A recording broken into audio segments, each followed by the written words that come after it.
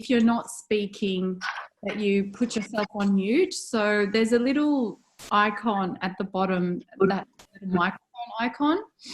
So if you can please mute yourselves, that way we won't have interference. We will have presentations from all of our speakers. And then, oh, I can see everyone's already arrived. Welcome, everyone. And so, yeah, so we will have Q&A as well. So when we do have the Q&A session, you just unmute yourself and you'll be able to speak. There's a chat box, so while the speakers are speaking and you really have something relevant or something to say, you can always put it there, or a question pops into your mind, and I'll make sure that we'll come back to that question. Okay, so the program this afternoon, we have three fantastic speakers. The first speaker is Dr. Husnia Underabi. Congratulations, who's recently just, not recently, it's been a while now, but I'll just introduce Husnia's topic. So we'll listen to Husnia, then we will have a Q&A, then we'll go straight to Dr. Suleyman's paper, and we'll finish off with Muhammad Axel's very interesting paper. And I'll just briefly introduce Husnia, but I won't go into details of her topic. So she's, you know, she's had a number of degrees in education and honours degree from Macquarie University. She's worked in the field of education abroad in Abu Dhabi, and she's returned in the University of Western Sydney in 2018. She's worked on, completed her PhD from WSU, and her topic of her thesis was mosque sermons and audience receptivity.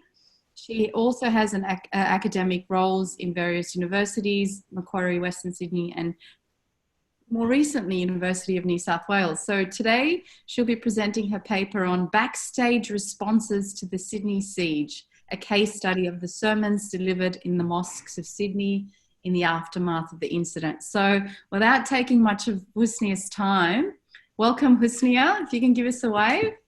And Husnia, I've just, you should be able to share your screen. So when you're ready, just scroll down and share your screen. Hello. Good evening, Rashid. Salam Alaikum. Rahmatullah. So are we ready to go? Yep, ready to go. So just your, I've given you a ability to share your screen. So if okay, fabulous. Well, I don't actually have a PowerPoint at the moment. Okay, can I swap the presentation order, or is it a bit too late for that?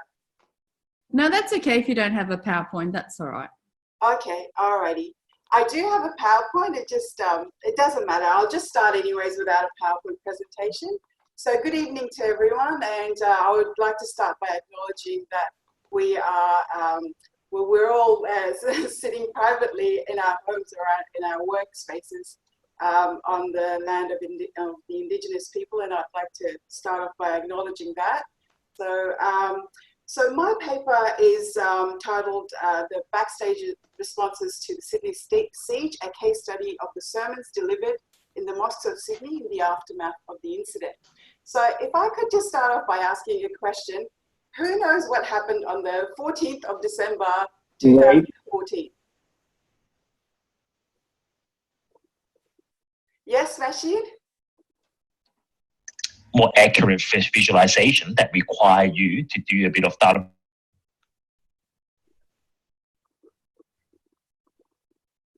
Sorry, Rashid, I couldn't hear you. Oh, sorry, yeah.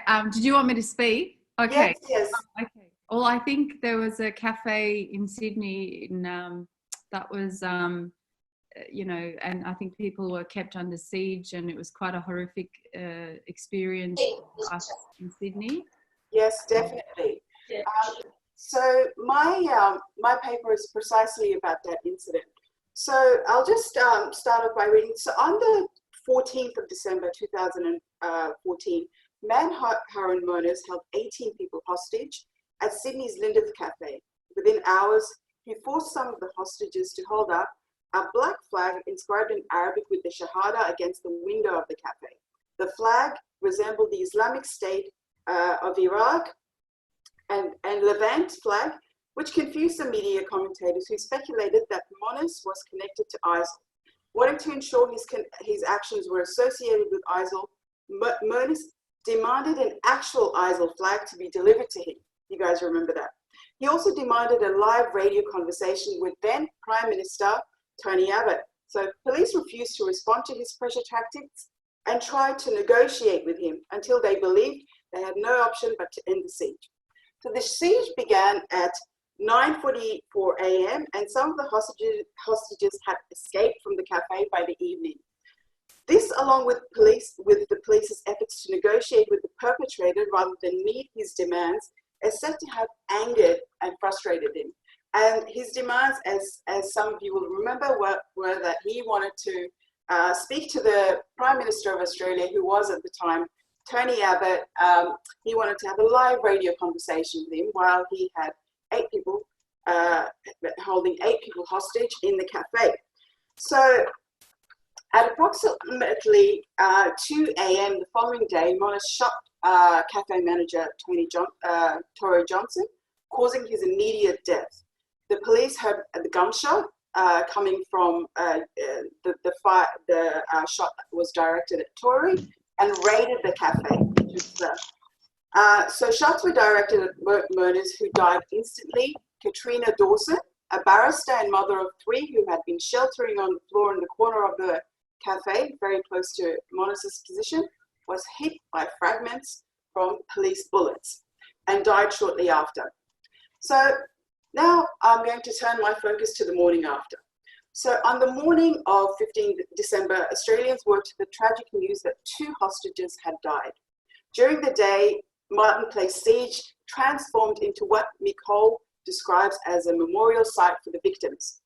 As flowers were laid and the community gathered to express their grief, Muslim leaders also made their way to the site. Individuals such as Silma Ehram, she was the president of the Australian Muslim Women's Association at the time, and individuals and other individuals such as Mariam Vizadeh, that's the founder of the Islamophobia Register and representative from Australia's Lebanese Muslim Association, and even general individuals. And there was even a bride who attended, a Muslim bride who attended the site and made their contribution to the growing pile of flowers, symbolically conveying their condolences and solidarity with the nation.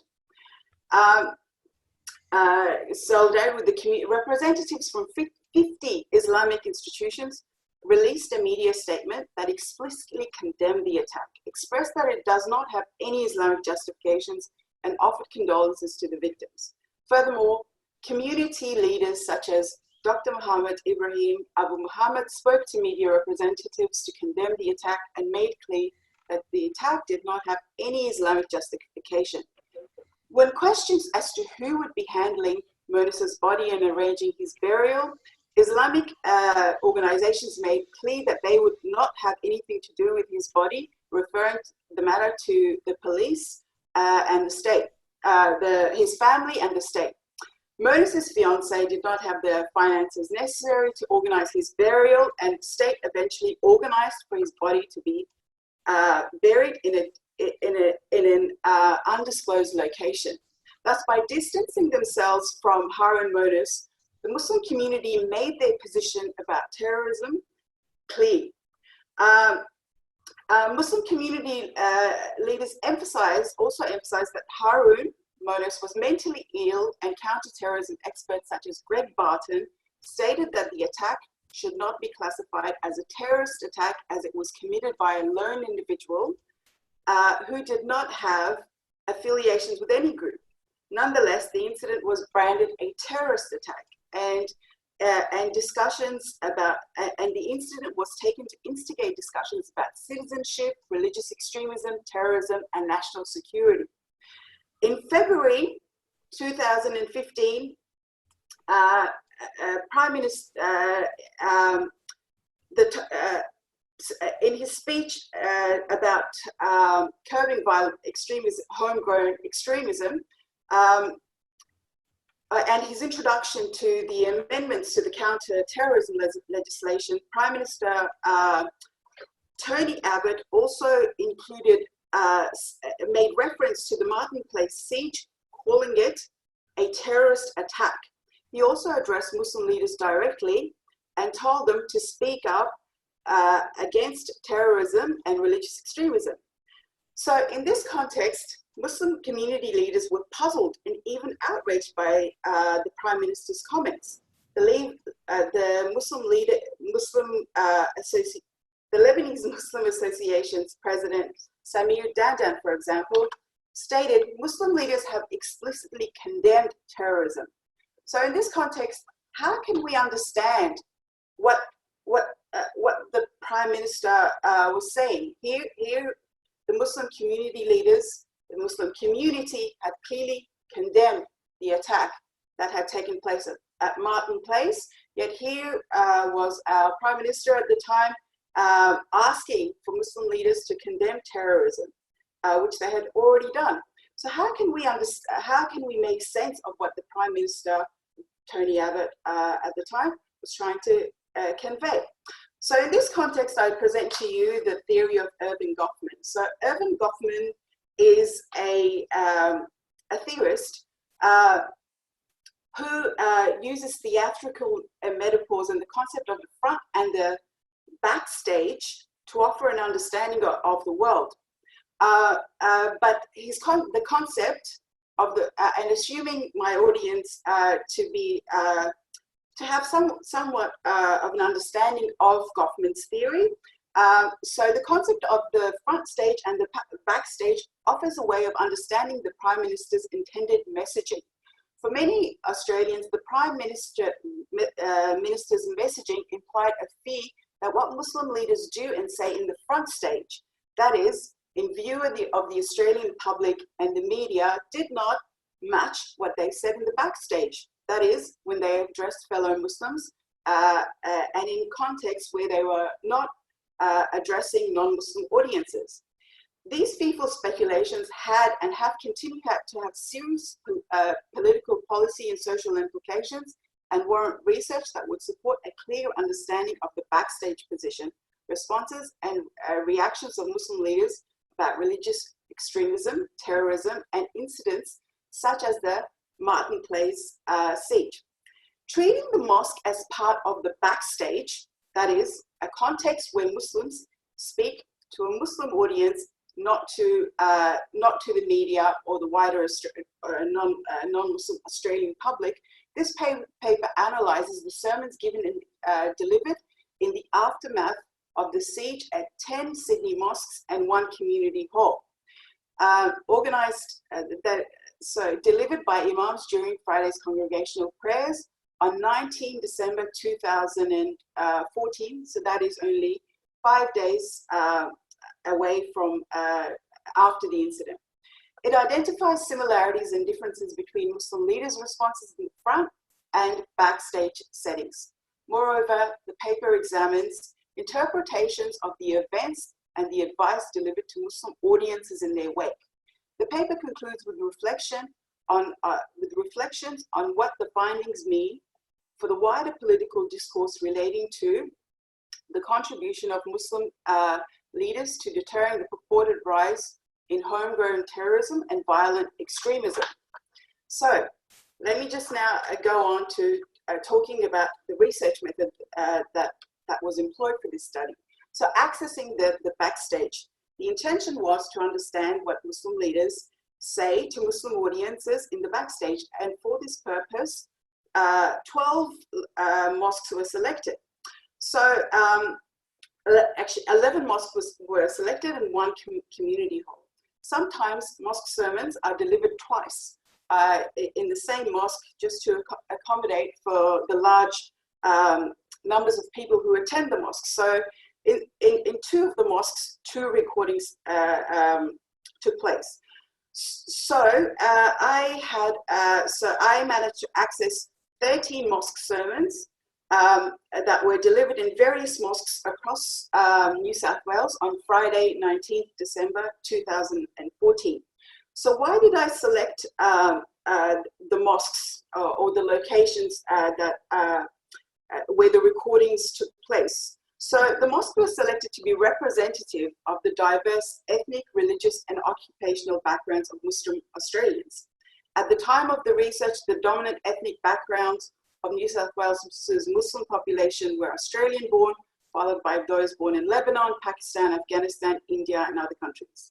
So I have a table that I am not able to show you at the moment. So table 1 shows that the mosques where recording took place included Lakemba Mosque, which is representative of Muslim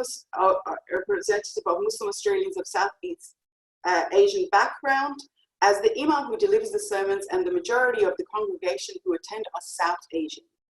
Auburn's Gallipoli Mosque was selected as it is not only one of the largest, but also because members of the mosque administration, approximately 60% of those who participate in the congregational prayers and the imam who delivers the Friday sermon are of Turkish background. Granville's Masjid Nur was selected as it may be the largest mosque in Sydney, and the imam who delivers the Friday's khutbah is Lebanese Australian. Other mosques were selected to be representative of the religious background of Muslim Australians. Most Muslim Australians follow Sunni Islam, with smaller numbers following Shia traditions. Accordingly, most of the mosques included in the study were of Sunni orientation, and only one, Auburn's Ahlul Bayt Mosque, was of Shiite orientation. Mosques of similar sects of smaller sects of Islam were unfortunately not included. Congregation socio-economic backgrounds and geographical position of the mosques were also considered in the selection process, as Parramatta's Marsden Street Mosque was selected because it is located in a central district and visited by large numbers by professionals working in the area. As most of Sydney's mosques are located in Western Sydney, the study focused on that region. Okay, so the imams, just a little bit, I'll provide a bit of information about the imams who delivered the sermons on the 19th of December 2014. The imams who delivered the recorded sermons were from diverse backgrounds. Most were full-time imams based at the mosques and responsible for running the educational aspects of the mosque and facilitating religious-led rituals such as 5 daily prayers and Friday's congregational prayers. On some occasions, volunteers from the community were called to lead congregational prayers and perform the role of the imam. For example, the sermon at Artarmon Mosque was delivered by Fraser Tradd, the former president of the Australian Federation of Islamic Councils. The imam who delivered the sermons were relatively young. Approximately 4 were Australian-born, spoke fluent English, and were 28 to 30 years old at the time. Most imams were under 50 years of age, and only one imam was above 60 years of age. The sermons were mostly 20 to 50 minutes in length and delivered mostly in English. Some portions of the sermon, in some cases, the entire sermon was delivered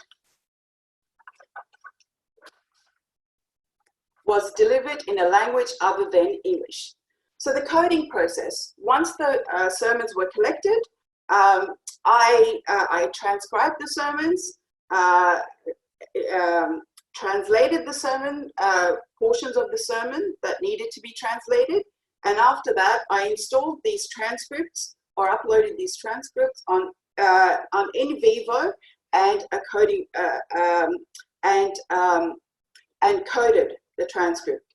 So the coding structure that I employed was topics covered. So the coding scheme designed to facilitate the content analysis focused on key issues and themes, including topics discussed, sources of information used, and target audience. Thereafter, we focused specifically on sections of the sermon that discuss the Sydney siege. The content was coded based on the coding frame. So there's a frame here that I have not been able to present, but generally, so topics covered. So I explored the extent to which the Martin Place siege was discussed. The other topic that was generally discussed was Christmas, and then there were other issues and matters that were discussed. Sources of knowledge used, Quran, Hadith, Sunnah, prophets mentioned in the Quran, companions of Prophet Muhammad, peace be upon him, and Islamic scholars. Target audience. So, in my content analysis, I was exploring the language used as that would give me insight into the target audience, and men as evident by the usage. So the main target of these sermons were men as evident by the usage of terms such as brothers, women as evident by the usage of terms such as sisters, youth as evident by the usage of terms such as young brothers and sisters, general as evident by usage such as O servants of God, and believers, which is addressed to a general audience. Implied reference, men as evident by usage of references to roles specific to men, such as fathers. Women as evident by the usage of terms and references to the role of women, such as mothers, youth, gender. And I also wanted to explore the immediate response to the incident: sadness, shock, horror. These terms that I came across were coded. References to victims, how they were characterized. References to perpetrators, and how the perpetrator was characterized. So all this was part of the coding process. So my findings. The topics covered in the recorded sermons included Christmas, the Sydney siege, and indirectly related to it, the consequences of killing innocent people, the rise of the Kharijites, raising children, thinking positively about God, Islamic spirituality, and the rewards and punishments for actions, heaven and hell. The extent to which each sermon focused on these topics is presented in the table. The most widely discussed topic on the 19th of December was in fact the Sydney siege, as 8 of the 13 recorded sermons spoke directly about the issue. This is not surprising, given the incident had occurred only a few days prior and was directly relevant to the lives of Muslim Australians, as the content of the 3 sermons, as the recordings took place only a few weeks before Christmas, it was also not surprising to find the content of 3 sermons focused exclusively on the topic of Christmas. The Imams, while encouraging tolerance and acceptance of other people's beliefs and practices, took Christmas to be an event associated with the Christmas calendar and provided guidance to audience about participation in events and festivities related to Christmas. The Imams who delivered the sermons at Artarmon, Parramatta, and Penshurst mosques dedicated the entire content, except for the introduction and the conclusion, to discussing the Sydney siege. The Imam at Blacktown Mosque spoke extensively about the consequences of killing innocent people and concluded with a strong message about the Sydney siege. To provide a brief overview of what was said, the Imam at Artarmon Mosque gave some very clear messages for the current congregation. First, that people cannot use aggression to convert people to Islam, and doing so will produce the opposite effect. So he said, "My dear brothers and sisters, I remind myself and remind you that indeed Allah subhanahu wa ta'ala is aware of every thought that crosses your mind and everything you do. Allah has told us in His holy book that if He willed, every single person should have believed. Who do you think you are that you might want to force someone to believe? Do you think you can force people to do this? If it was the will of Allah for this to happen, it would happen. But seeing as how it is not His will, who do you think you are to force people to embrace Islam? If any brother or sister seeks to compel people to do this, then they are going against the will of Allah."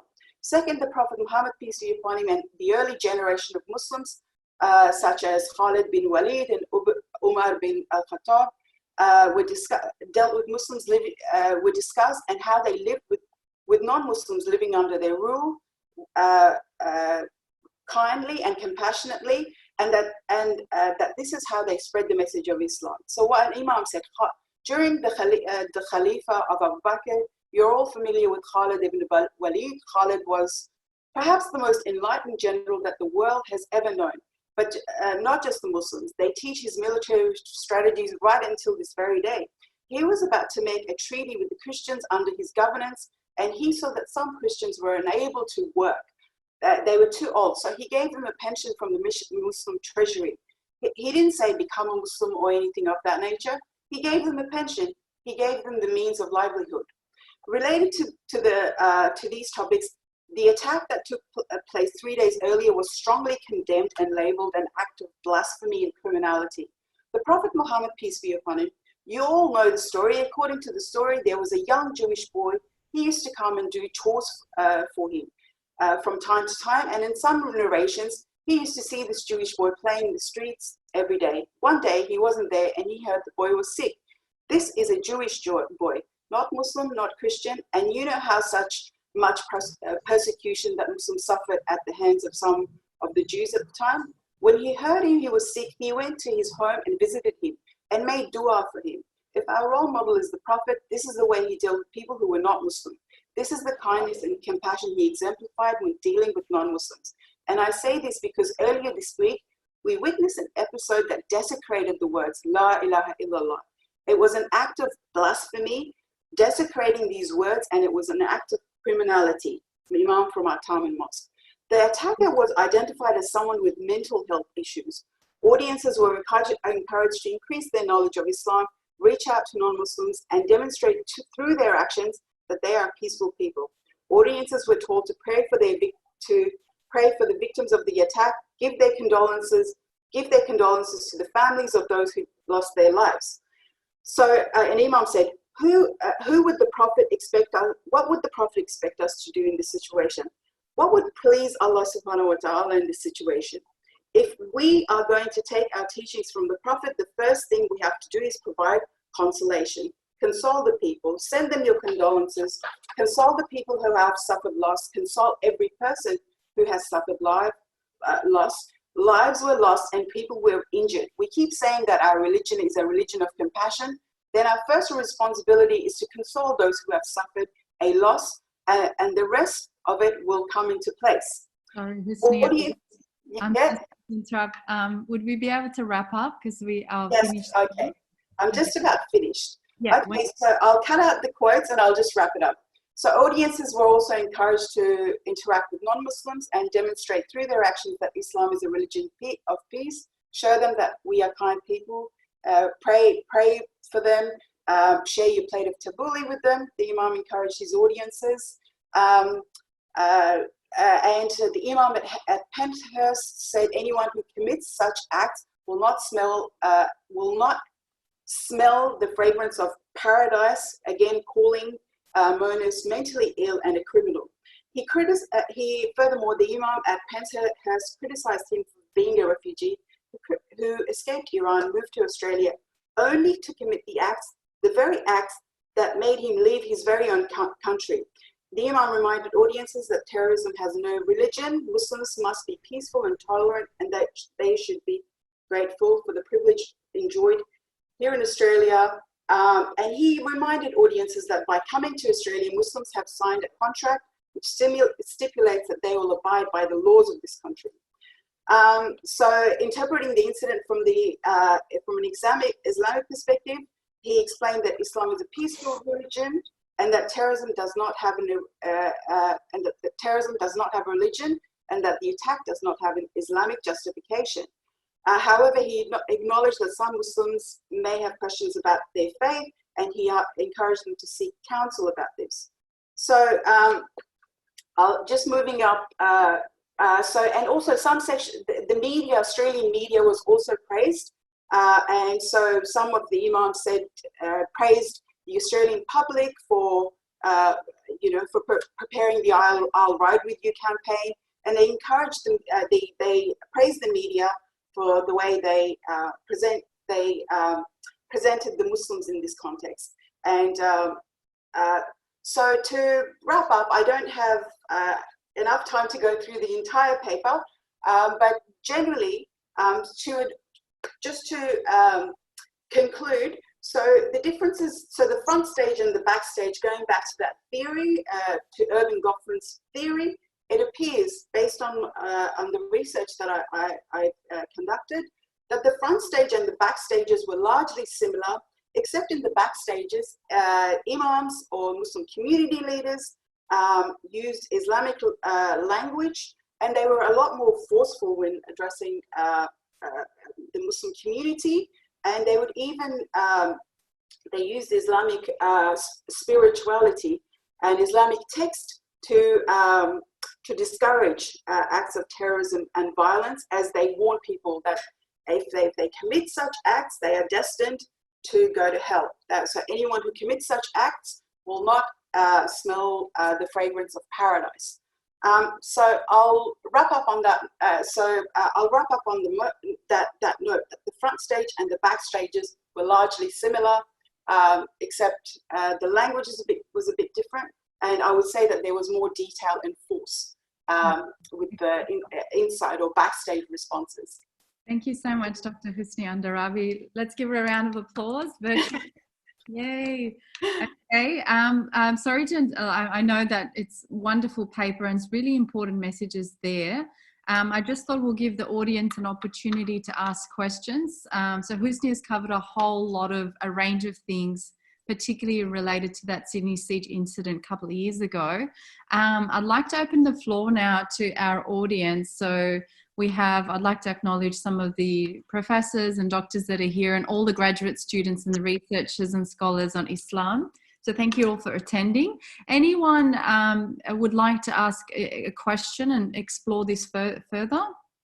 Yes, thank you so much for your presentation, Husnia. Also, I looked at your thesis as well. I really like it.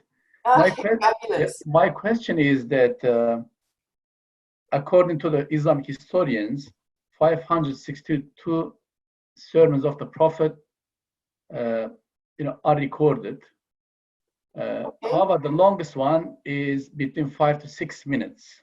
Yes. And all others, maybe just a couple of sentences or just one paragraph. In your research and the most recent one as well, did you come across any sermons that they are following the Sunnah of the Prophet, making just 5 minutes sermon, not half an hour, 1 hour? Did you ever come across? Okay. Well, first of all, thank you so much for your question, and also thank you for the article that you wrote relating to my thesis as well. Yes, the Sunnah of the Prophet is that the sermons should only go on for about 5 minutes, but most sermons generally go on for about 20 to 30 minutes. I think that's the average or the norm, but there are sermons that go on for about 50 minutes. And sometimes even over that. But I think the imams don't realize that it's counterproductive to actually go on for that long, because I also, as you know from reading my thesis, that I examine the impact of the sermon on audiences, and generally you find that the longer the sermon is, the lesser the impact on audiences. So the lesser the impact of the sermon on audiences. So it's beneficial, or if the imams want to achieve anything out of the sermon, or if they want the sermon to have a lasting impact, then it's it's to their benefit and the benefit of the audience to limit the sermon to 20 minutes or 20, 30 minutes maximum. We have a few more questions. So I think Zuleyha Keskin would like to go next. We have probably time for 2 more. So Zuleyha, go ahead. Husnia, I just wanted to ask a question. The sermons that you presented were quite positive and quite reasonable, but I'm gathering that there would have been sermons that were not so reasonable, that may not have encouraged what happened, but they may have blamed the wider society as well to some degree. I guess, do you have a feel for those kind of, it only takes one sermon probably and one person to get hyped up to do something like what Mon Manos did. Yes. What are your thoughts on that? Okay, well here, so my sense is that people who use like anti-government language in their sermons, or have the intention to encourage terrorism, or for for young people to join ISIL or anything like that. They don't actually, so I didn't actually come across any sermon that was like that, but I did come across videos like YouTube clips and things like that of mosque sermons that were presented in certain mosques, and they were extremely like anti-government, criticizing government legislation, and you know, so, and I don't want to name any particular groups, but there is a particular group that does have that tone. But generally, I personally, in my study, I didn't come across any sermons that were. So what was it that you were saying? Negative. Yeah, I didn't come across any sermons that were negative or anti-government. But you mean, if there are any, they are on YouTube, I would say, and they're very open about their position. So it's they a good don't distinction, I guess. Yeah. Thank you. Yes.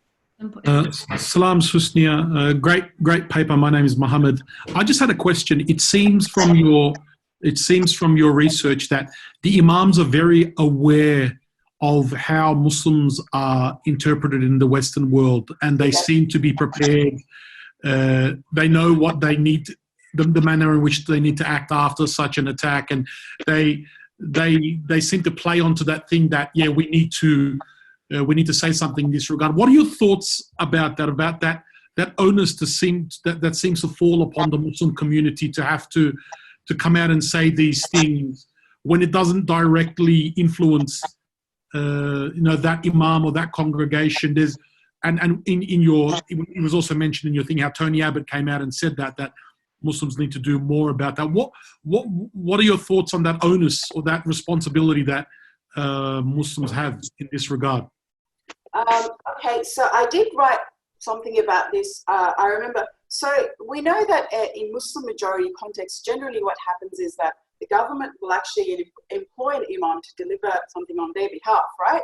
But in this context, what is happening is that the imams are not even getting paid, but they're being pressured to deliver sermons like this. Or you could say it is their genuine opinion, and they're not being pressured by the government. But the context that we are living in, the political context that we're living in, definitely is playing an important role in the way that, in the topics that are presented to audiences, the way that they are framed and the message delivered.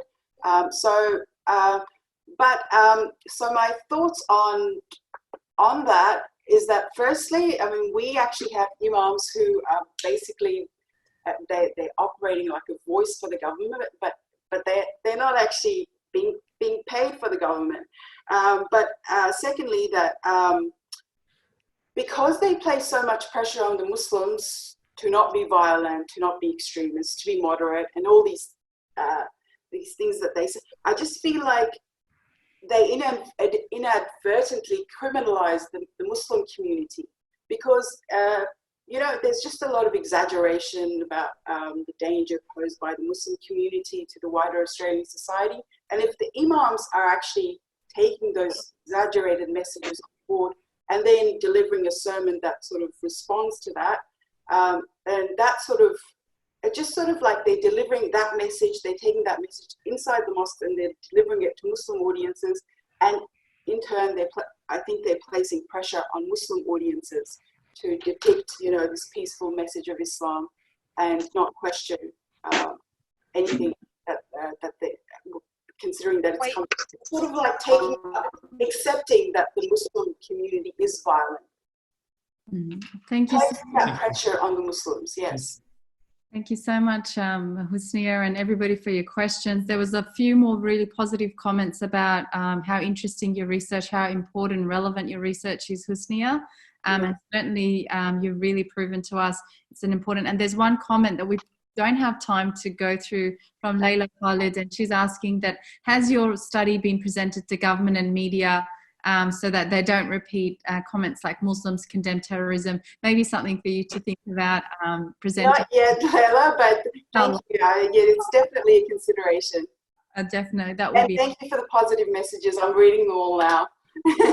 Thank you so much once again. Okay, now thank you for holding up. We're going to go to our next speaker. And there is Dr. Suleyman Sertkaya, and I will just quickly introduce him as well. Dr. Suleyman, feel free if you have a PowerPoint presentation to share your screen with us. So Dr. Suleyman is going to be talking to us about application of the word of peace, salam, in the Quran and Quranic vocabulary. So it's going back into the field. And of course, Dr. Suleyman is a lecturer from Charles Sturt University. He's also graduated from Divinity Studies abroad and pursued Tafsir exegetical studies and his PhD from the Catholic University.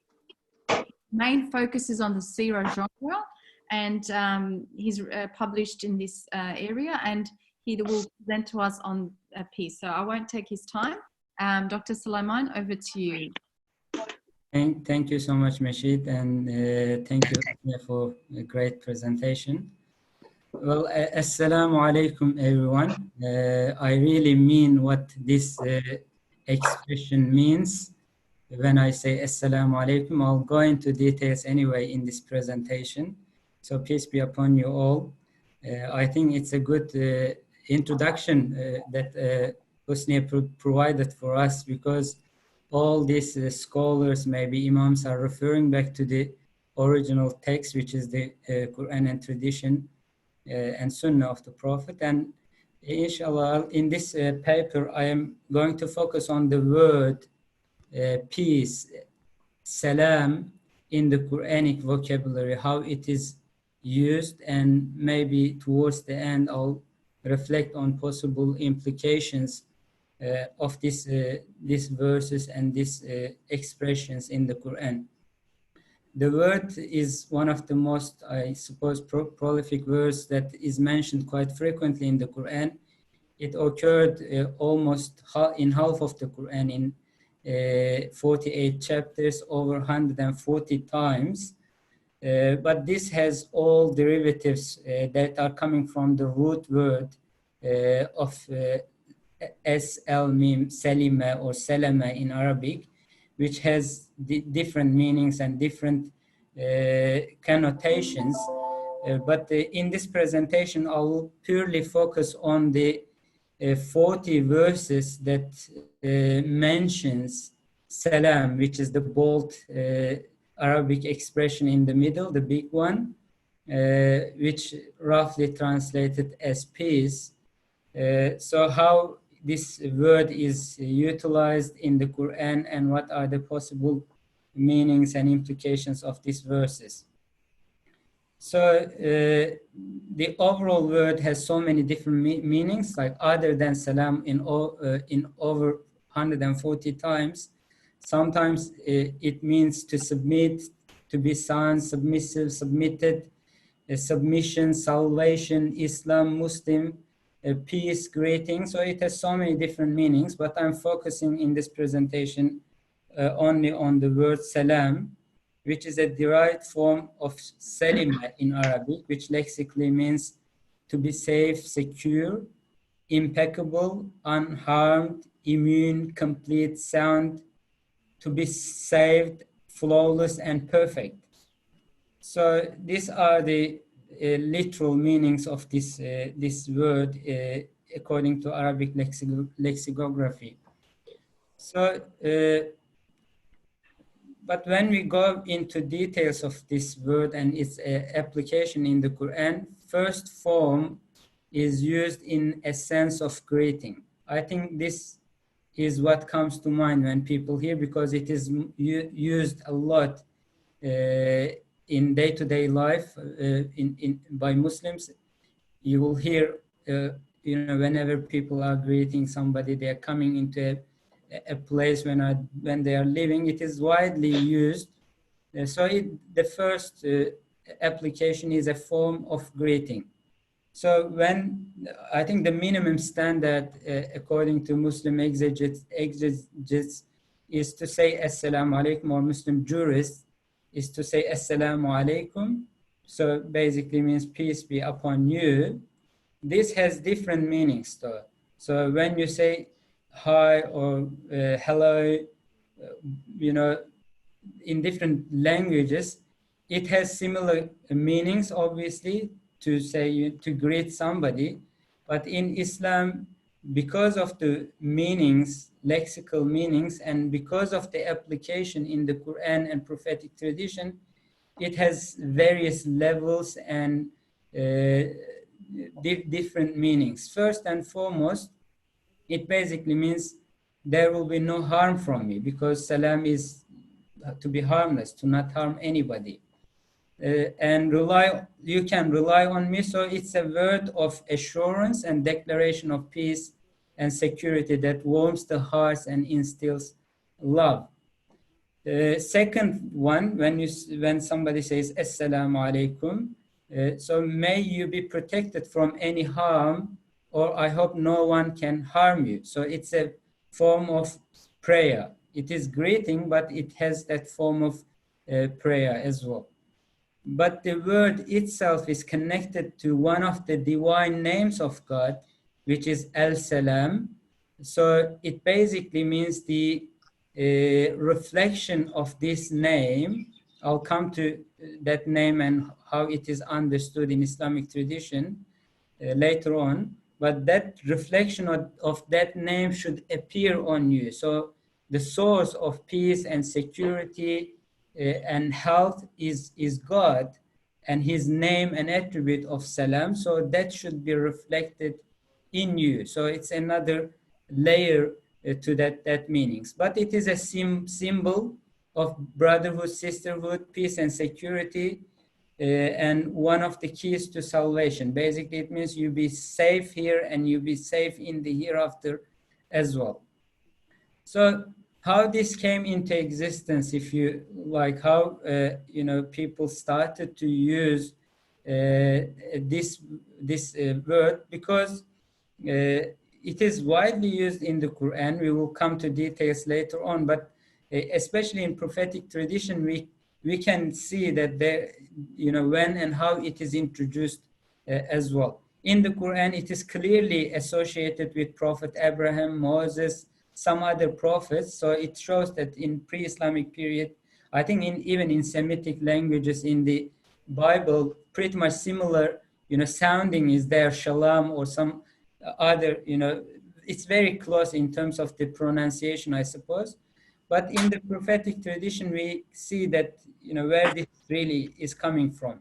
So one of the, at that time, polytheists later on who converted to Islam, he came to Medina where Prophet Muhammad was located. So he actually used this statement, Hayyak Allah. So in pre-Islamic Arabia, Hayyak Allah is used to greet somebody. Basically, it means, may God prolong your life. So Prophet Muhammad at that time, he said, we have been given something better than this. And he kind of substitute this with Assalamu alaikum. In another tradition, Prophet Muhammad says, even relates to the first human being, which is Prophet Adam. When he was created, according to Hadith tradition, he actually, God asked him to go and greet angels to learn how to greet somebody. So Prophet Adam, he goes and greets. So in that conversation, angels teach him to say Assalamu alaikum and wa alaikum salam kind of thing. That pretty much same expression. We can see some traces of this when prophets came to Abraham in the Quran. They greeted him with the same expression, and Prophet Abraham responded with the same expression as well.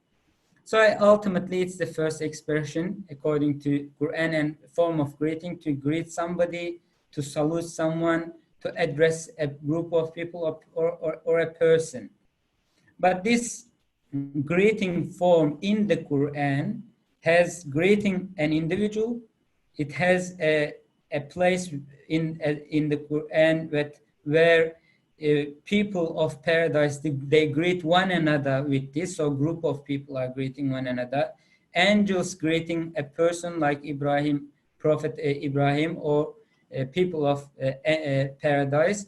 Even this in chapter 36, God greets the people of paradise. They scholars, they interpret this as the highest level in a way achieved in the paradise. When God greets them, he assures them that there will be no harm. They are, protected, and they achieved salvation forever. So these are, different forms of greeting in the Quran. In this presentation, although I limit myself to the word in the Quran, few times I'll refer to Hadith tradition, as you see in the previous slide. But here, for instance, it is listed according to Hadith tradition as one of the rights of a person upon others. So, people have certain rights over one another. So this is one of the rights of the others. Again, according to Hadith tradition, is the best act in Islam. So one person comes to the Prophet and asks, what is the best, how I can practice Islam in the best form. He kind of advises him to greet those who he knows or who he doesn't know. So, and this is, it's especially the social aspect of this greeting is emphasized in Hadith tradition a lot. So God greets the prophets in the Quran with this expression. So when it says Salamun ala Ibrahim, Salamun ala Musa, Salamun ala. So it is mentioned like peace be upon Abraham, Noah, Moses, Harun. Some like individually, some prophets are spelled out, explicitly articulated. Sometimes all of them are meant. There is a verse which says, peace be upon all prophets. There are some other occasions where some prophets are singled out. So in this application, it is understood that God is praising them. It's a compliment, it's a special honor, and approving their status and approving, that they are models to be looked upon. So it's interesting also to see that the same word, salam, is used when people are saved, the people of Noah saved from the flood. So, when the flood actually rested on the mountain, this verse says, he was told, Prophet Nuh, peace be upon him, was told, get you down in peace and safety from us, and with blessings upon you and upon communities of believers who are with you. So same thing is applied, in the chapter 21, when Prophet Abraham was thrown into the fire. God says, we ordered fire to be cool and peaceful for him. So this application shows that, it is kind of protecting a person from all kind of harms.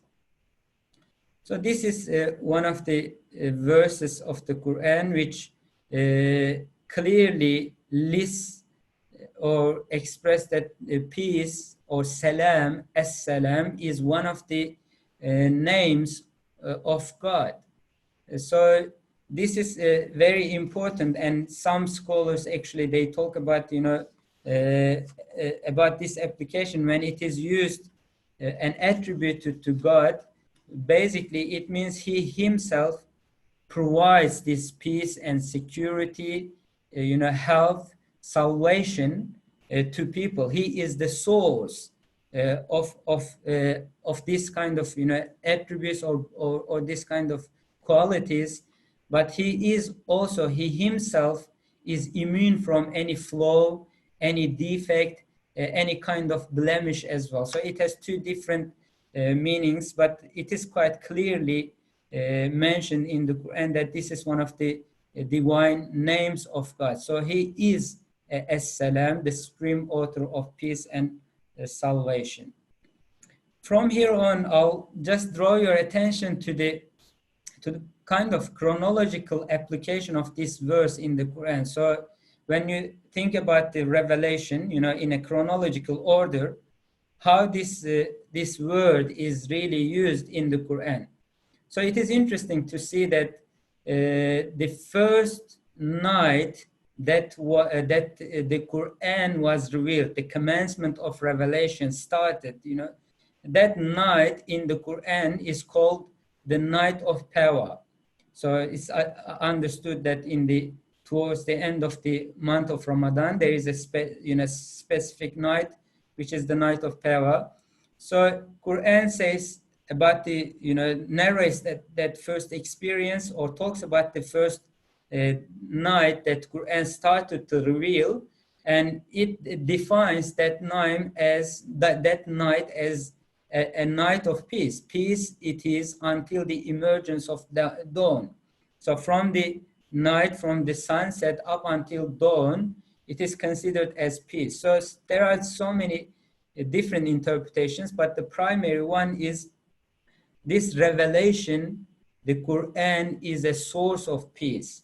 This book is a peace. This message that is brought or given to the Prophet is a message of peace. So as I said, this is the first verse. Really, it kind of expresses that relationship with the divine, with the revelation, and with the prophet's experience and his message. But this is continued, this theme or this message is continued as such, because this is the first night that this book was revealed. But in the Meccan period, the verses that are talking about peace, the 40 verses, majority of them are in the Meccan life of the Prophet, first 13 years of his life. So what happened here is we can clearly see that message of peace continued, and the Quran encouraged people during that time when people are harassed or persecuted, verbally or physically in any form, to repel, to respond those aggressive behaviors with peace. So that is quite clear, and there are some other references I have put, but this is one of the famous one. The true servants of God, the all-merciful Rahman is mentioned, are they who move on the earth gently and humbly, and when the ignorant, foolish ones address them with insolence or vulgarity, as befits their ignorance and foolishness, they respond with words of peace. So they say Salam. So this is just to end that, like normally you start with peace, but this is to end that confrontation and not respond in a similar way, but in a better way, and encourages people to repel evil with good. So as I said, I'm following chronology now. So this was quite prominent in the Meccan period up until the end of the Meccan life of the Prophet. In the Medinan life, where most of the battles took place, we can see in the Quran that peace is the default rule and overarching goal pertaining war. Look at this verse, for instance, and if they incline to peace, these verses are talking about the state of war. So if they incline to peace, then incline to it and rely upon Allah. So this is like, it encourages believers and Prophet Muhammad to actually, even in a state of war, to incline towards peace and find a way to reconcile and have a peaceful agreement. So the term is widely used in both Meccan and Madani verses to define the religion itself as Islam, or the people who are following this religion as Muslims. But here is another verse which, if we follow the chronology according to, for instance, Noldeka's version, this is one of almost the last verse about peace that is revealed to Prophet Muhammad in his final year, just before he passed away.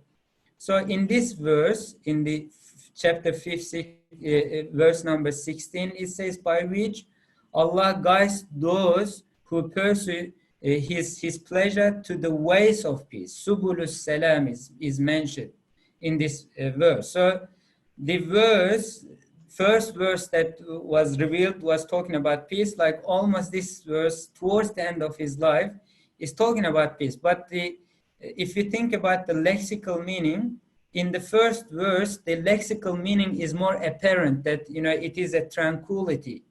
It is some sort of a serenity. That night has that connotation in that verse. But towards the end, in the Medinan period, it becomes the entire religion. And the way that this religion is practiced and this religion is delivered, it is the way of peace, or the ways of peace, because there are different ways to practice this. It's not only one strict way. It has that connotation. And Mufassirs, the exegetes, they generally say Subulus Salam, the ways of peace is Islam itself.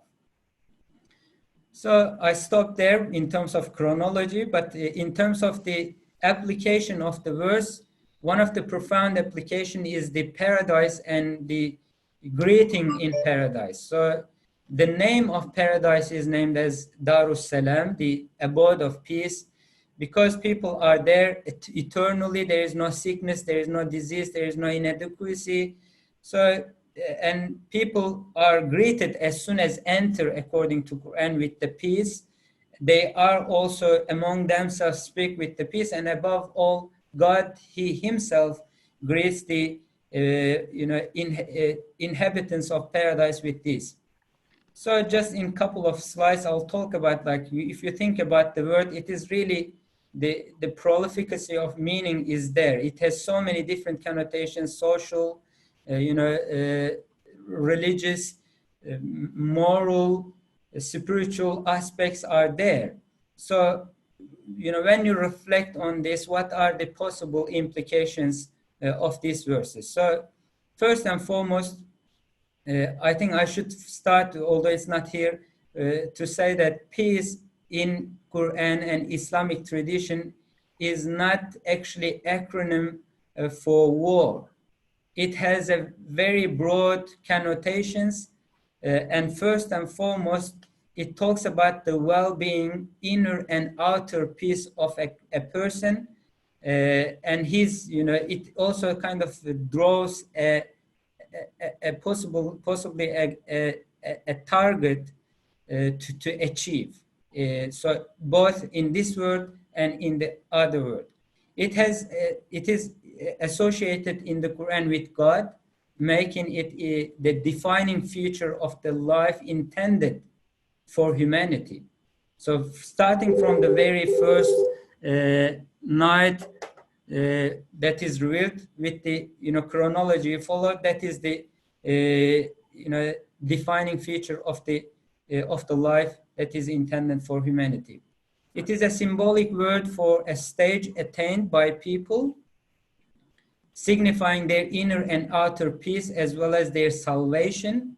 It is quite clear that this will be fully realized ultimately in the next life, because most of the verses are talking about the peace, greeting one another in the paradise. So entrance to paradise starts with peace and it continues with peace. So that will be fully realized in the next life. Suleyman, sorry, I'm very sorry, but can we wrap up? It's almost time. Maybe in a couple more minutes. Is that okay? We've reached. Yes, sure. I can. Sorry about that. Maybe in Q&A we can continue. Yep. The antonym of peace, which is corruption, recognized as an endemic to humanity, greeting in various forms, and salam particularly is a universal value and practice in Islamic tradition. The words of greetings which are exchanged among people indicate the spiritual role of a society. They are indicators of the ideas for which a particular society stands.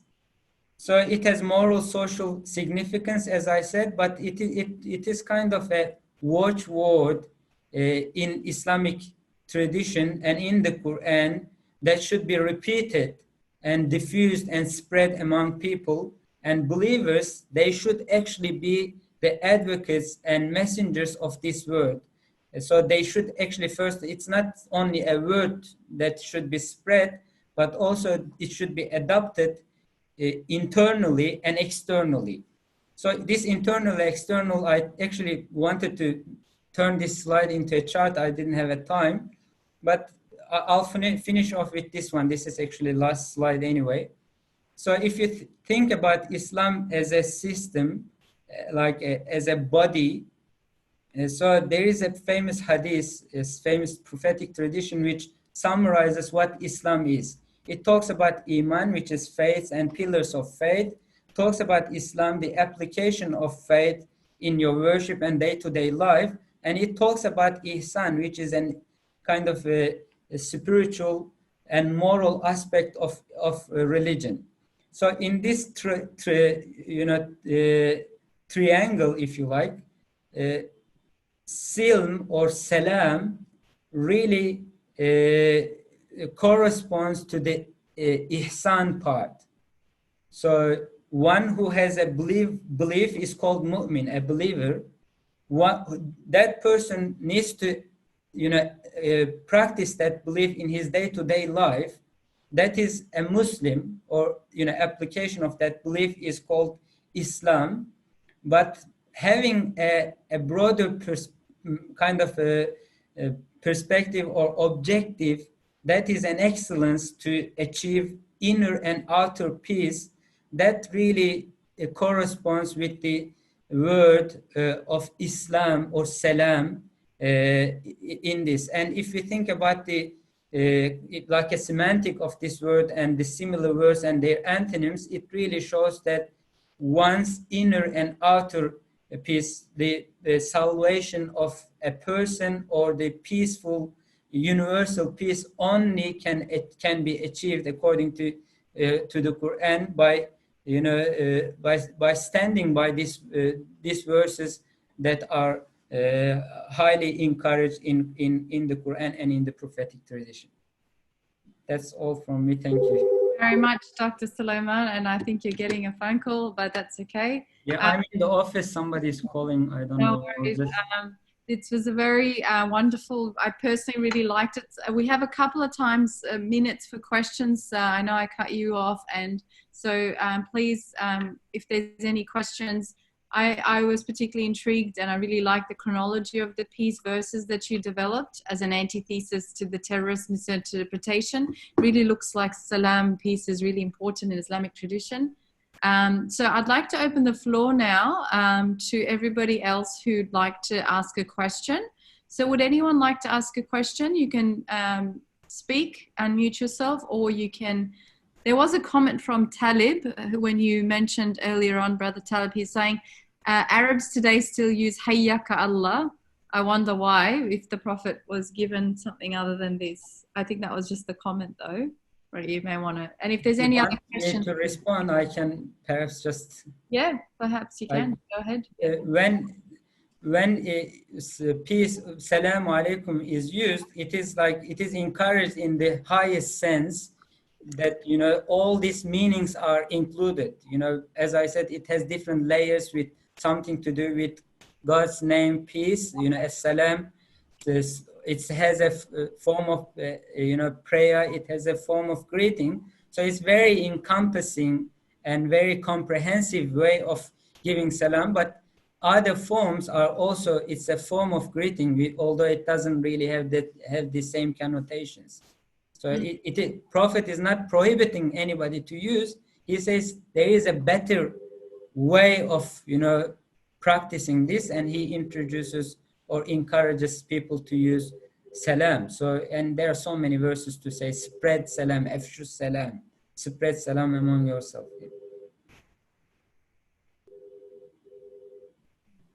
Thank you. Anybody else would like to ask a question, Dr. Suleyman? It was a really interesting presentation. I think we've got a lot of words of appreciation here. Thank you for your interesting presentation. We quite like the chart. There was some comments about the chart.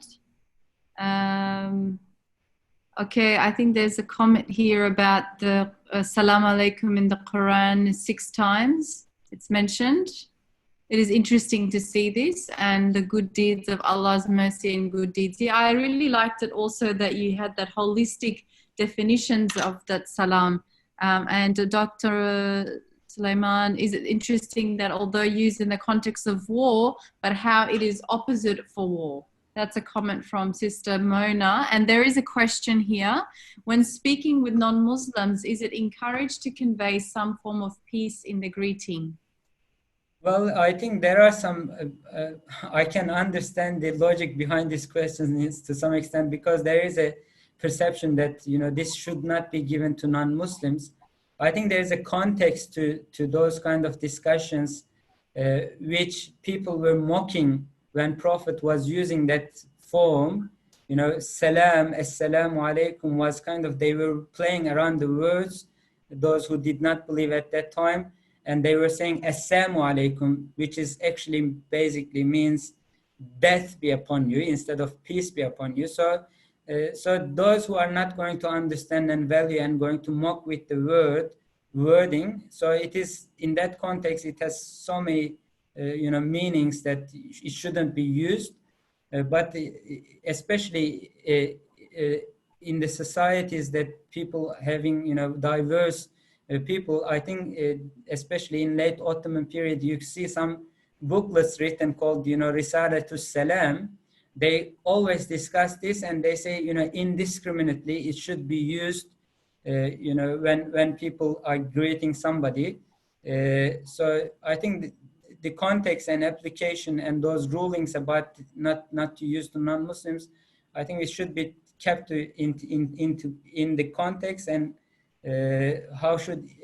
because, you know, it is ultimately, it's some sort of a connection with somebody. You know, Quran says when you enter your house, give salam, or ask permission and give salam. So when people give salam, they are asking permission. Can we have a dialogue? Are you opening your heart to me, kind of thing? If you are going to have a connection with somebody, obviously you will use different forms of greeting first and foremost, and salam is the best one encouraged in the Quran and in the prophetic tradition.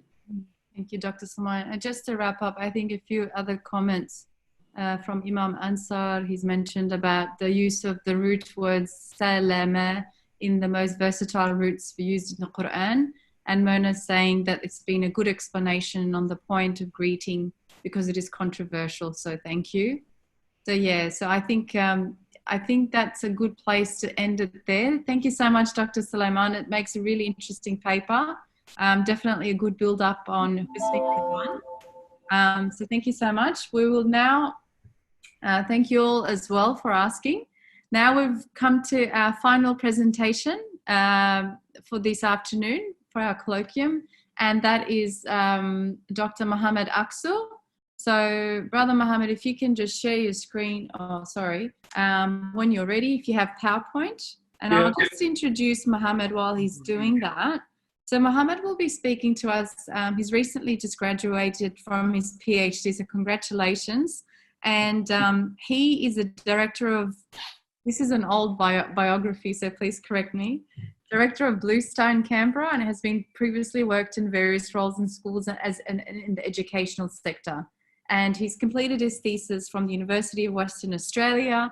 So he's quite a global Aussie figure around Australian continent. And today he'll be speaking to us about the East and West in dialogue, integrated representations of Muslims in Western film and television.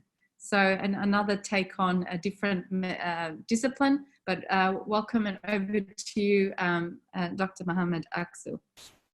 Thank you. Assalamu alaikum, friends. It's a pleasure to be here, inshallah. Yeah, so my thesis, which I'm going to talk about today, was on screen representation, so characterizations or stories about Muslims in film and television. And so it looks at good characterizations rather than negative ones. So to begin with, we're all pretty, we know a lot about the negative representations of Muslims in TV and in the cinema. You know, we've seen lots of them, we've seen it. And the interesting thing is, this representation is dynamic.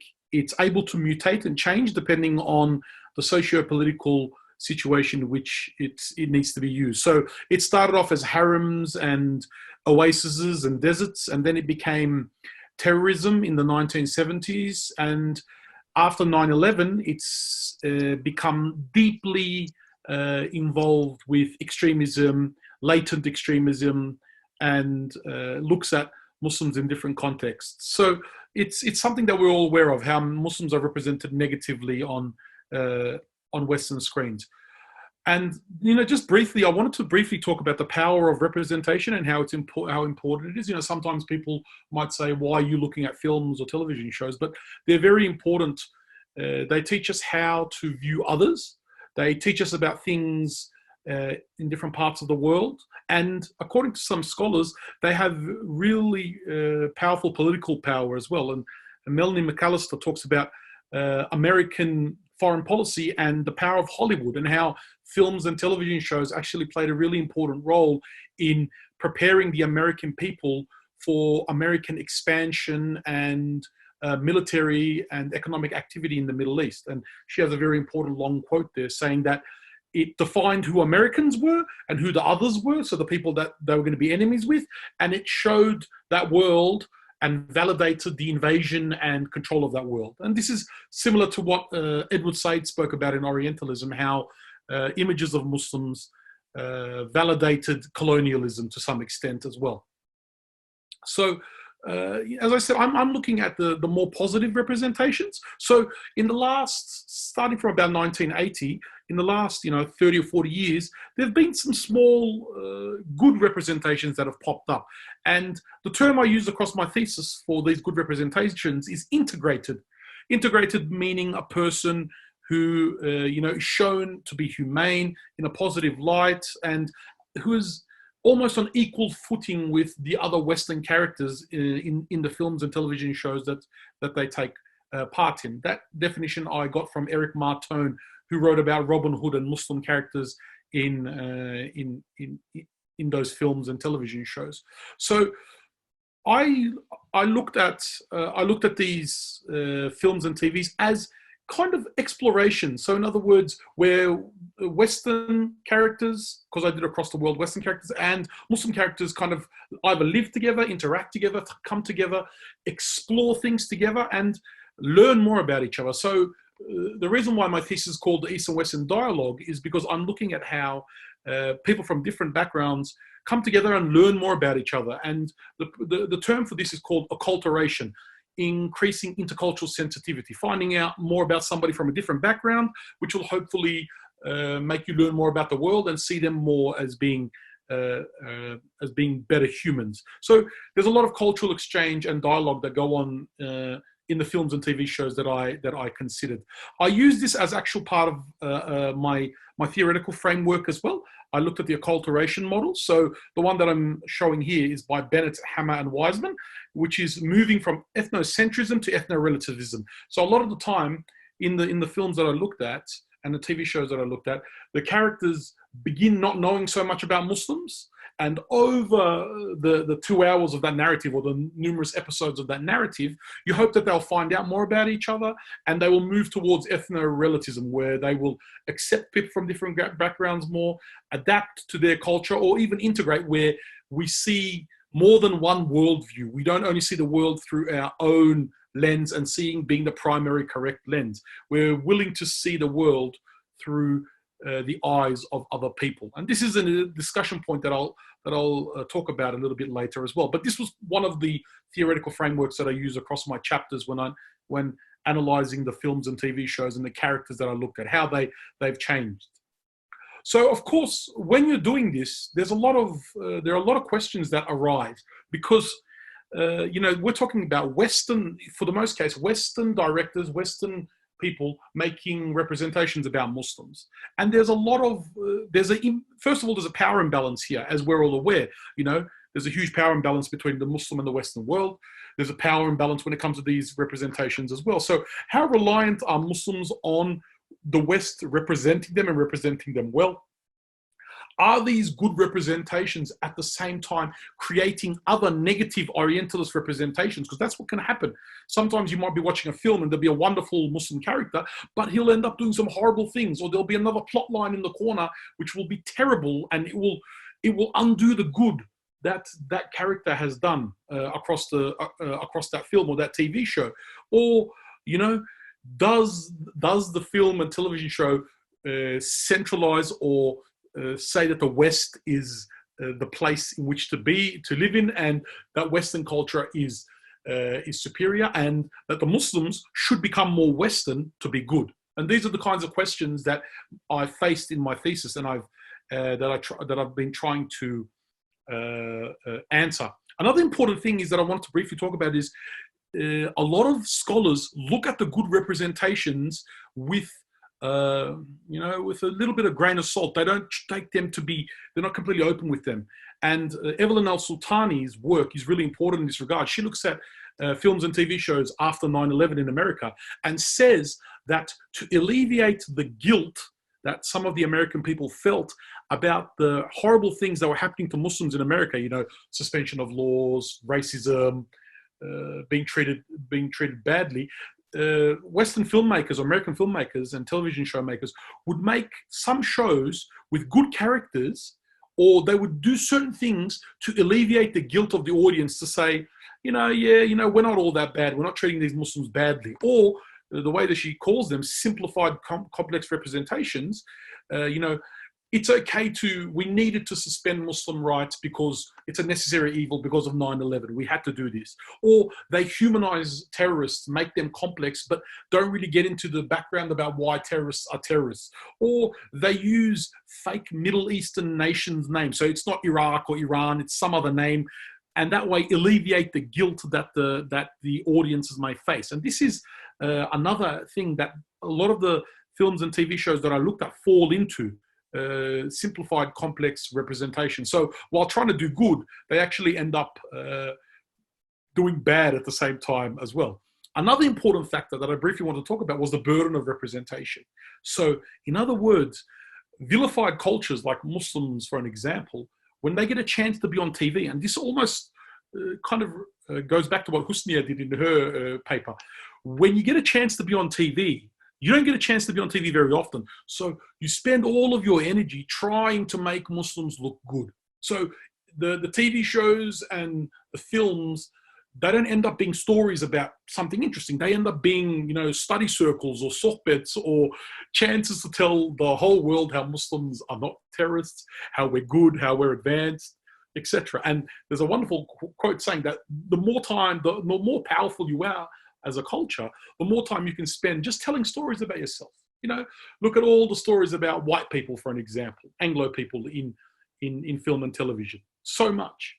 And shows about black people, shows about Muslims, minorities, etc., always about trying to make themselves not look like threats. And Muslims fall into this regard. And many of the texts that I consider, instead of just telling really good stories, they end up having to try to preach. And after a while, you kind of watch it and it kind of gets corny and preachy because it's not a really deep narrative or a deep story that you can really get into. Not saying that, all of the texts that I looked at are bad. And another important point to briefly mention here is that when you get those characters who are good, who are westernized, but also try to struggle to or want to keep their Muslim culture, they end up living uncomfortable lives on screen for some reason. I don't exactly know why, but this is one of the phenomena. They end up being bitter. So they end up being uncomfortable. So the happiest characters in these texts are the ones who fully westernize. They look at their Muslim identity and their past and their parents and say, I'm going to get rid of that. I'm either going to become very Western or I'm going to have a modern Western type of Islam that is very, not extremist, not Islamist, not anything like that. It's very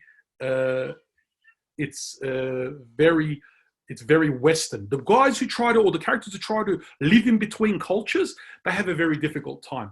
And the quote there by Ian Eng talks about this. She says that to live between cultures is very difficult. To not live with one primary culture as your main form of identity is difficult. And when I was doing this research, it reminded me a lot of the kinds of research that people at Isra Sizak have been doing about what do Muslim youth want today? Their identity crisis. And this quote resonates to me about that because it says to me, these kids or, our kids, other generations are living in between cultures, and living in between cultures is not always a comfortable thing to be existing within. So I see this a lot in in the text that I consider. They try to be Western. They can't fully be Western. If they remain in their Muslim culture, they are seen as backward. They're seen as unsuccessful. They're rejected. So in the end, they remain bitter, weary. They don't really have pleasure in the life around them. The ones who Westernize do, and it seems the ones who remain in their Muslim culture do. But if you're dancing in between, if you're acculturating, it's not so easy for you. So yeah, and then another aspect of that layers on top of this is that these characters who kind of live in between are then seen as being exceptional characters. They're not the norm. And a wonderful book by Mehal Krayem, I think she's at UTS, so she wrote a wonderful book, better than my thesis, about this topic, about Arab representations in Australian television and cinema. And she talks about this, the idea that these good characters, these heroes in these texts become exceptions. They don't become representative of their whole community. Rather, they're the odd ones out. Once again, the rest of the community is backward, is latent extremist, is Islamist, is perceived as being different. These guys are just one-off examples of good Muslims. They're not examples of Muslims in general. Also, it's very difficult, and I've mentioned this already, it's very difficult for Muslims to reach Western normative standards in things. So it's very hard to have a Muslim action hero or a Muslim leading man. His masculinity is challenged, or it's very hard to have a Muslim and a desirable Muslim female character, you know, showing Muslim women as being desirable, beautiful, attractive. This doesn't happen very often on screens. Generally, Muslim women are repressed, you know, backward, veiled, or, you know, the veil is seen as being a form of oppression. Muslim men are irrational, violent, angry. They can't be cool, calm, relaxed like the white hero that we've seen, that we grew up around. So it's very hard to represent an other group on the screen in a positive manner, because there's so many factors at play when you try to do this. So briefly, just over the films and TV shows that I did. So in my 4 chapters, I looked at medieval representations. My thesis was a little bit of a history at the same time as well. So this up here, this one that I'm circling at the moment, is from a Robin Hood TV show from 1984, which I think is one of the earliest examples of a good Muslim character. This one over here in the middle is probably one of the reasons why I did my thesis. In the 90s, as a young boy, I saw Morgan Freeman kicking ass as a Saracen with Kevin Costner in Robin Hood. And I said, for the first time in my life, I said, man, kick-ass Muslim on screen. How amazing is it to see a Muslim who prays and beats people up and is smart and is brilliant. And so this is another Robin Hood show here with Jacques from Robin Hood. And yeah, so we have 13th Warrior with Antonio Banderas and Kingdom of Heaven with Saladin, for those who've seen it. Chapter 2, I looked at political thrillers, mainly around the Iraqi war, so after 9/11. I looked at 4 here. I looked at one called 3 Kings. Some of you may have seen it, which has a really, one of those scenes where the film is doing something good to humanize Muslims, but also something terrible at the same time. And then I looked at Traitor, another of these movies. This genre has a lot of these. This genre has a lot of humanizing of Muslims, but then at the same time, a lot of linking them to terrorism and doing horrible things. So it actually made me think twice about my thesis and say to myself, what the hell am I trying to do here? You know, what do you take away from a movie? Do you remember the dialogue with the characters, or could there be a scene that you know really impacts you? What do you remember? And these are the kinds of questions that I tried to explore in my thesis. Yeah. So and then I looked at Munich, about the Munich attacks, and critical of Israel, and Rendition, which is about torture. Another movie which is really, really hard to swallow, hard to see. The next chapter, I dabbled into Australia a little bit. So 2 shows I looked at, 2 shows about multiculturalism.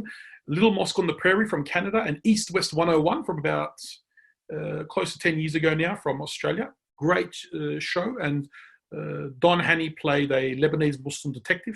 Some of you may have seen it.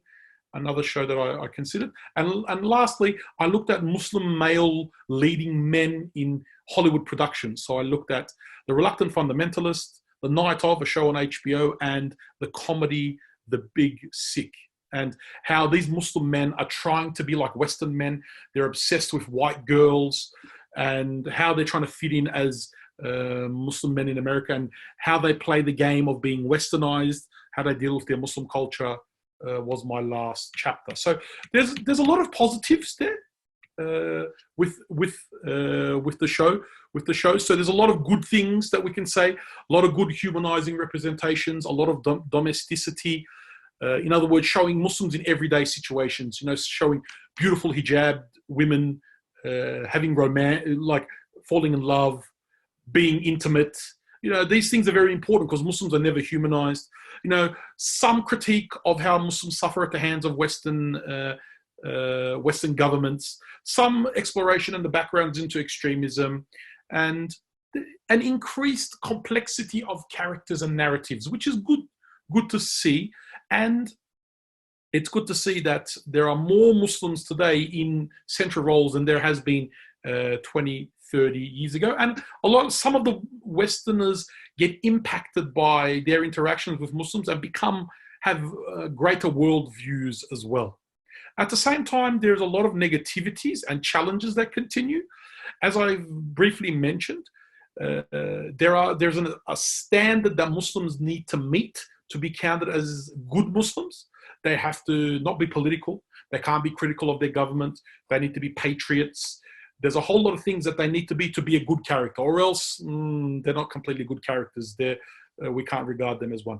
As I said, many of these texts, while doing good, they also fall into the trap of doing bad, creating new racist, Orientalist images of Muslims. As I said, the Western culture and power is central to this, and that burden of responsibility, where a lot of these texts become extended shows of saying Muslims aren't bad, don't fear us type narratives, are central to a lot of the representations that we see, guys. Just to finish off, I'm almost done. Will these trends continue? Will Muslims continue to get more and more representations in film and television? We can't exactly know. Evelyn Al-Sultani says that the spaces won for difference are very carefully regulated and segregated.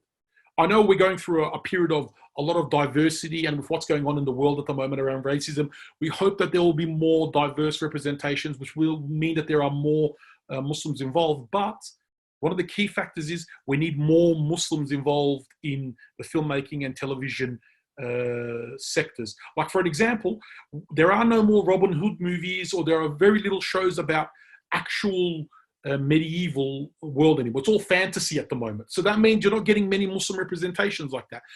Film and TV is very market driven, so you don't know what the next trend is going to be. There's no guarantee that diverse representations will continue forever.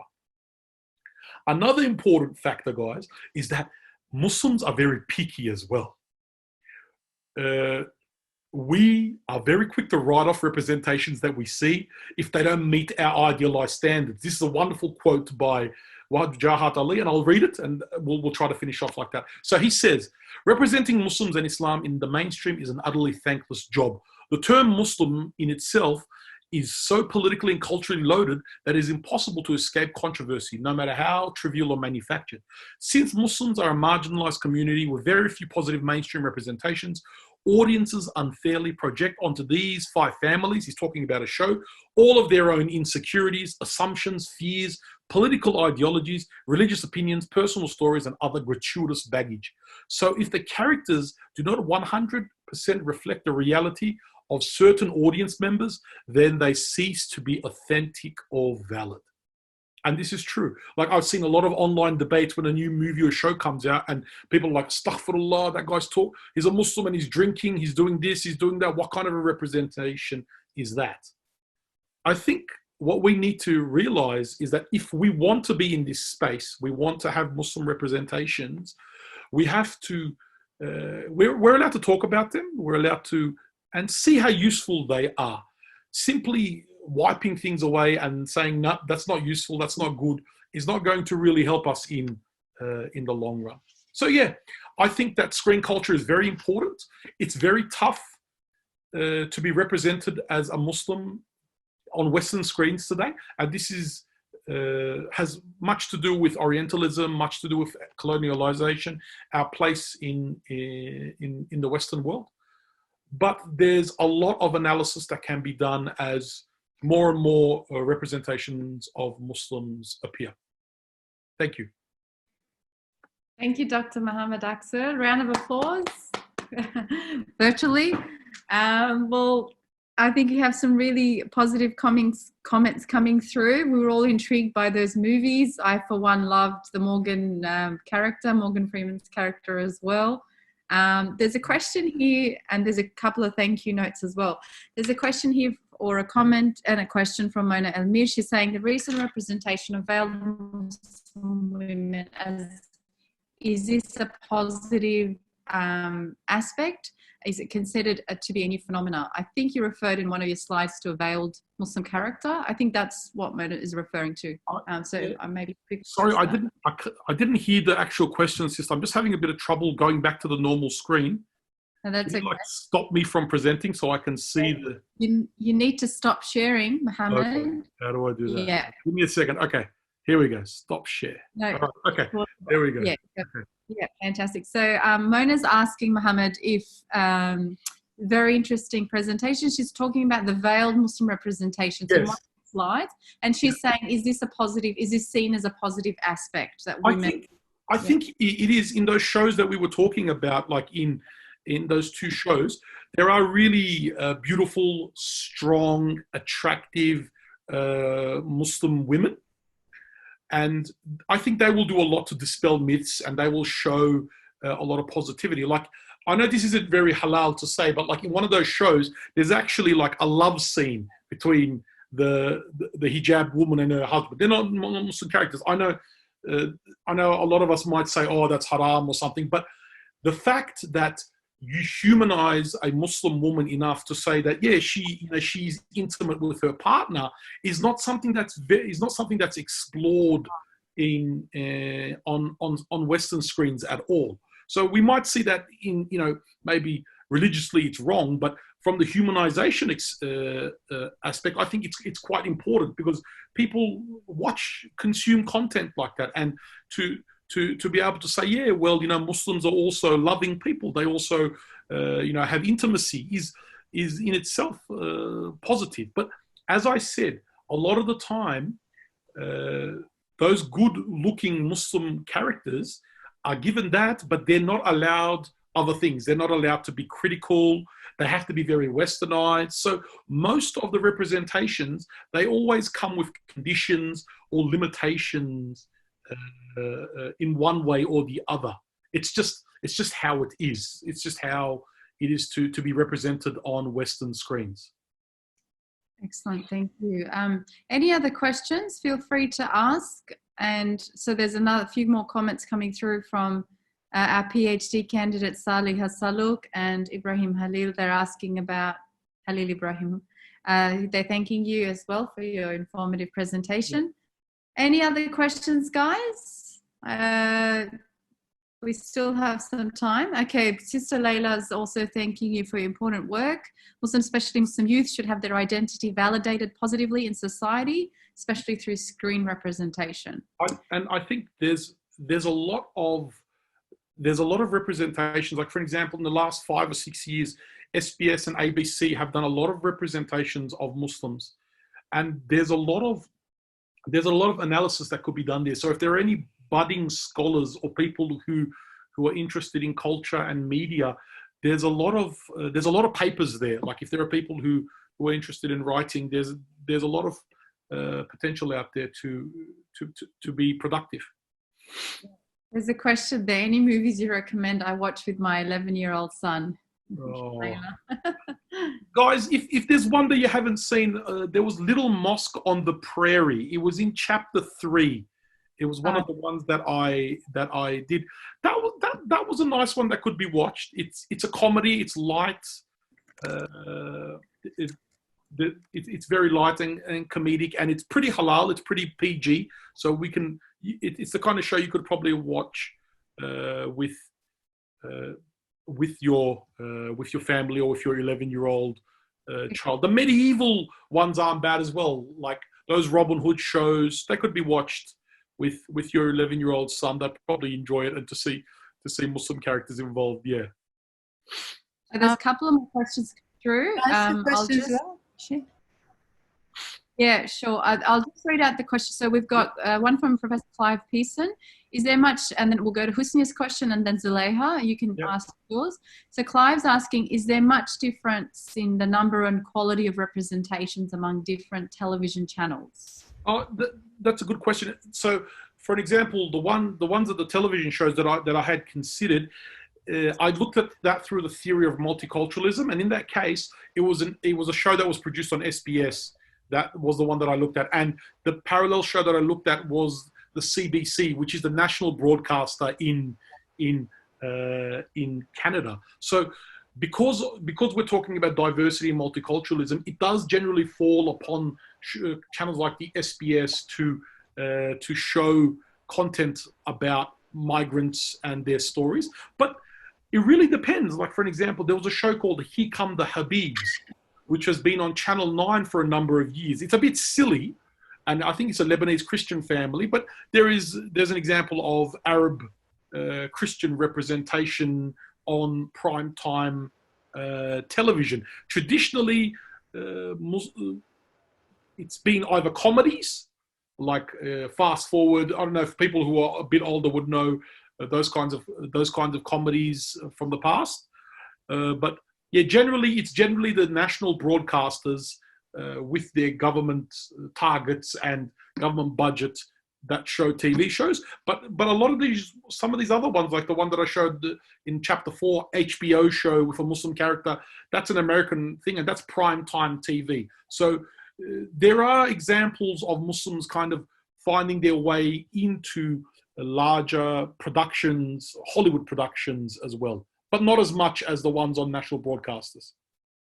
There's also the character of Saeed in Lost, one of my favorite shows. It was going to be one of my things. It was going to be one of my things in my thesis, but I never got around to being able to do it, to fitting it in.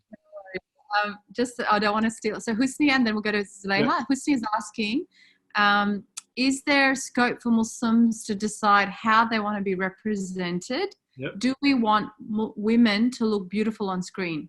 I think for Muslims to decide how they want to be represented, we need Muslims to be creating content that is going to be picked up, and we need people in the media sphere.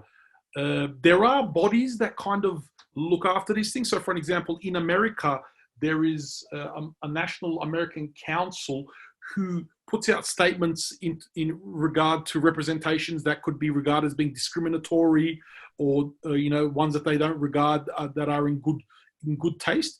We may, maybe the Islamic councils in Australia could play a bit more of an active role in this regard and put out statements about characterizations that vilify and show Muslims in bad light. That might be a way to kind of explain, to show how you want to be represented. But we're talking about free market here. So it's about creating content and consuming content. So if we were to support and watch and pay for content that we believe is, showing good characterizations, then, that would probably lead to more of it being created. So I think that's part of it. Do we want women to look beautiful on screen? A really valid and interesting question that I don't have the complete answer for. I would want Muslims to look humanized. So, and I think part of looking humanized is to look desirable to some extent. I understand the fact that, we don't want women to be overly sexualized, but for them to be presentable, for them to look desirable, and especially if we're trying to get into things like comedy, if we're trying to get into things like dramas, etc., it kind of comes with that.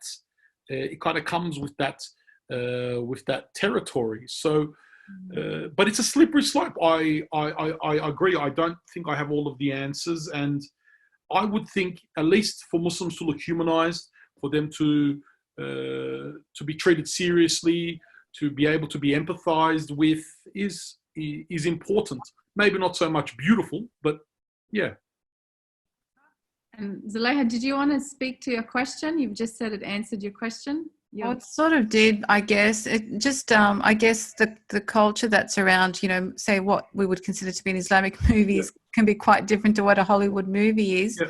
And I know that your focus is what happens in these big screens. But yeah, I guess, you know, there is a bit of a conflict there. And how do you think that could be addressed? I think a lot of people say just stay away from Hollywood. Would you agree, I suppose? Well, that's the thing. And the thing is, when that happens, as I said, like in one of my last slides, I talked about Rami, for an example. There was something called Rami Yusuf or Hala. These are shows that us, if the people here are, you know, pretty practicing Muslims, you'd look at these shows and you'd say, why do I want to watch this? Because this is about a Muslim guy getting involved in sin. Or it's about, you know, a hijabi Muslim girl falling in love with a white guy and, you know, having drama with her parents. And a lot of us would look at these and go, well, this is uncomfortable.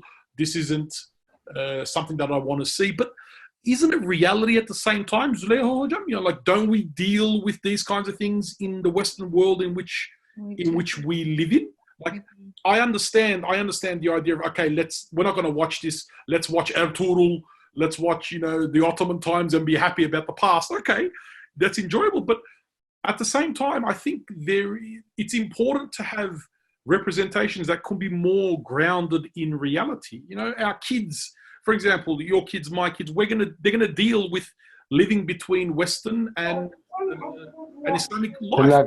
That's true. Yeah, and a lot of them will look up to them as you know, they do look up to Hollywood stars as heroes. It's true. You know, like that's the life that they're going to live in, and there's a lot of uncomfortable topics there and stuff like that. For example, personally, my parents didn't oversee what I consumed on TV and video. We used to watch everything. May Allah forgive us. You know what I mean? Like, we would watch action movies, zombie movies, horrible movies, mafia movies. Like, my parents didn't know what I was watching. I think our parents today are more conscious, but I grew up watching a lot of these heroes and a lot of these shows. So I think my cultural worldview is very Western. Like, I have a hard time watching Ertuğrul. I laugh at it. I sit there and cringe and I go, I can't take this seriously. You know, what is this? That's my perspective on it, because I'm so Western in what I've consumed culturally. Like, we read Western books. I've consumed Western TV and shows, played Western games. You know, I never played a Turkish video game or a Muslim video game. You know, it was all white heroes saving the day. So I think it's a hard one. I think to isolate is unrealistic. It's very hard to be able to simply tell our kids and ourselves, nah, you know, you're just gonna watch this. But to offer them good alternatives, like somebody was saying, what's a good show that I could watch for my kids, for an example? I think that's important, to watch Western shows that are good. And there's a lot of good things out there. But as I said, it's very hard to represent Muslims in a way that is going to satisfy everybody. And that quote that I put up is that, because there's so little representations, because there's so little representations, we want each of them to solve all of our problems, and that's not the case. We just need to tell stories. Yeah, and Sister Muna's comment is true, but there shouldn't need to be agreement. If one of my quotes is that we should look at them, and we take from them what we think is good from them, and we can talk about them and what we find negative about them. Muhammad, thank you. There's a final question, and I think we'll make this the final one. Yep. From Professor Mehmet Özal. Mehmet, would you like to ask your question? Yes, thank you. That was a fascinating presentation. Thank you, Muhammad. Just want to ask you a follow-up with what you said. You said, like, we need stories. I guess that's what I was going to point to, that it shouldn't be just copies of. I know I've seen some superhero, like Muslim superhero. It looks funny, you know, because it's not from within the tradition. But in good stories, it's all about character development. At the end of it, you come out with being a better person, better being. Have you seen any of those examples, like good stories from Muslims in the contemporary times? Whether they are put into movies or not doesn't matter. I think a couple of the ones that I considered in my last chapter. So the Reluctant Fundamentalist is a pretty good one. The Night of, the other show that I looked at, is not a bad one as well. That's the kind of one where the Muslim is just a character, and he's an American. They don't dwell too much about his Islamic side. He's just the main character in a pretty tragic story. So they're the kinds of ones that are good. East West 101, that show that I looked at in chapter 3, is an enjoyable show to watch with Don Haney. They're the kinds of shows that you could check out. There are some there, Hojam, but as I said, I want to see more stories where it's just people telling their everyday struggles. And when you say character development, that's what I meant. Everyday struggles.